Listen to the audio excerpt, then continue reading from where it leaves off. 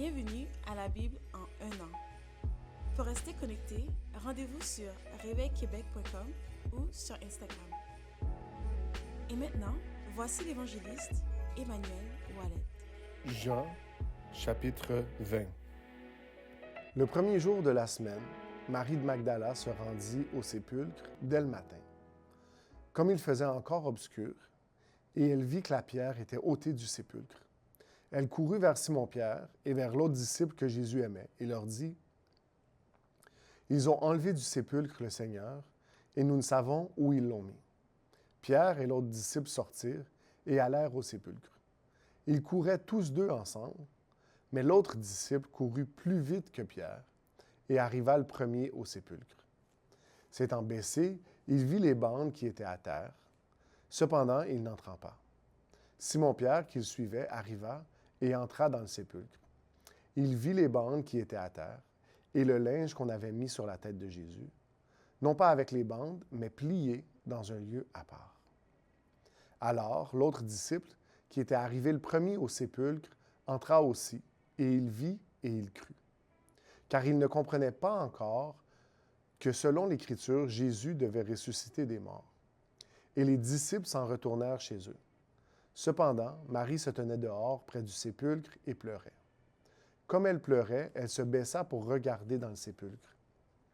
Et elle vit deux anges, vêtus de blanc, assis à la place où avait été couché le corps de Jésus, l'un à la tête, l'autre aux pieds.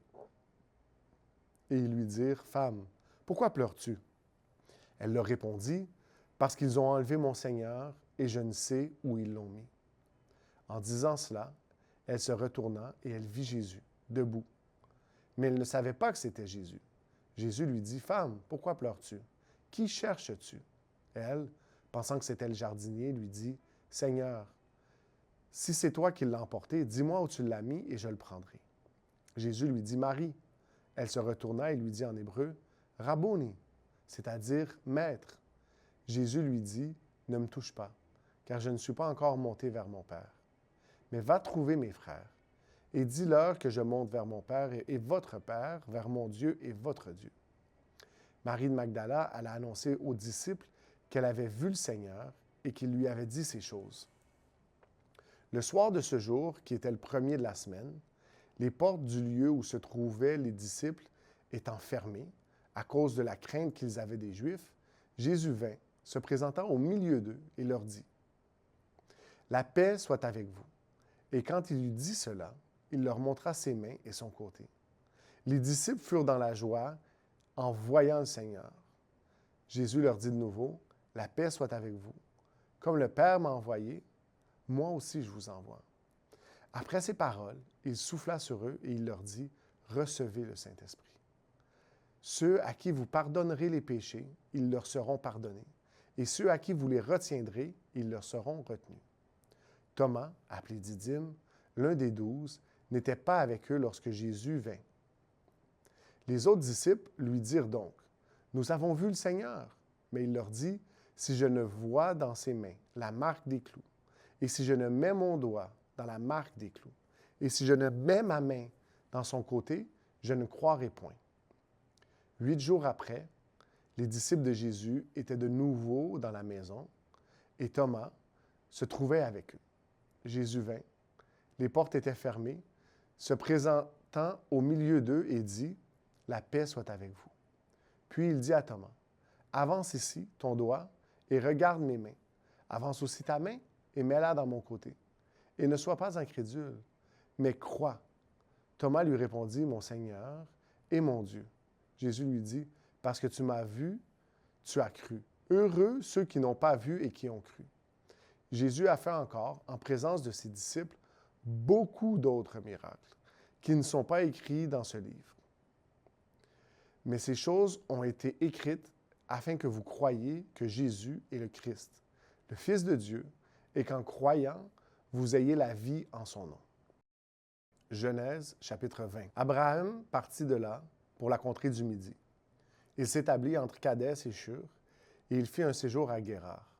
Abraham disait de Sarah, sa femme, « C'est ma sœur. » Abimélec, roi de Guérar, fit enlever Sarah.